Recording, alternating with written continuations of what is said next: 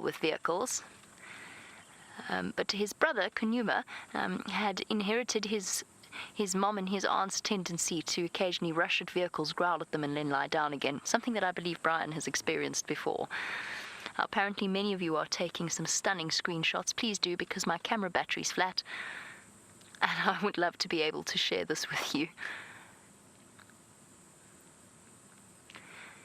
Young male leopards are always utterly gorgeous. Not that all leopards aren't.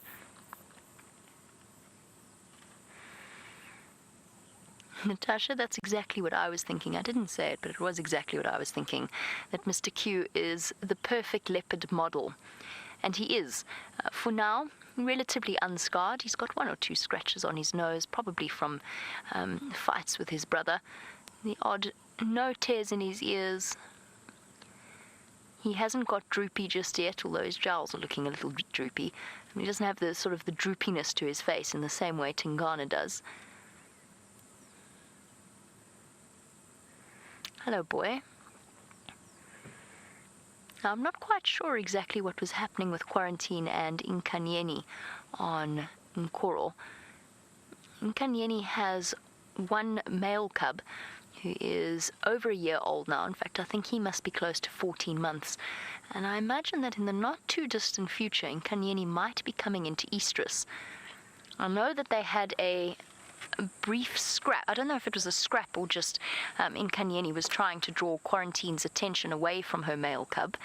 But it could be that she's coming back into estrus in the not-too-distant future. And that would probably, we'll never know for certain, but that would probably be Quarantine's first conquest, his first female. And that's a relatively young age for a male leopard, because they are sexually mature at around 2. They're able to reproduce, but they generally don't have the opportunity to do so. I'm not sure where Shimvambalana is. Perhaps he's occupied further into the Kruger, which is further to the east of us, but not far.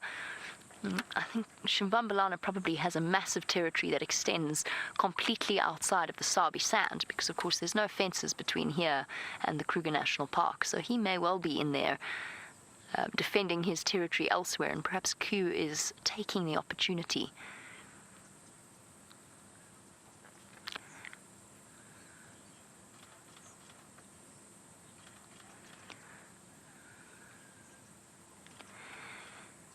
Now, Dark Princess, the perennial question. Your question is whether or not Karula would know that this is her son, were they to cross paths now several years later, or 2 years later.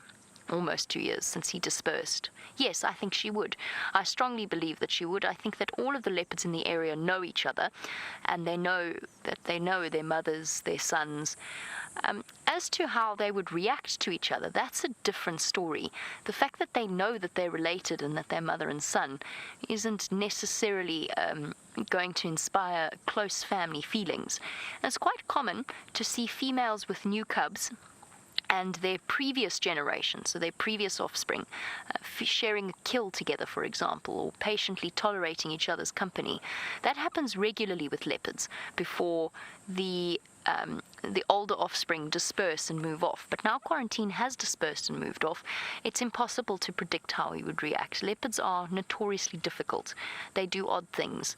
I could say to you that he would respond aggressively to, maybe not aggressively to Karula, but he could potentially behave aggressively towards her cubs, because he's a male and that's what his instinct tells him to do.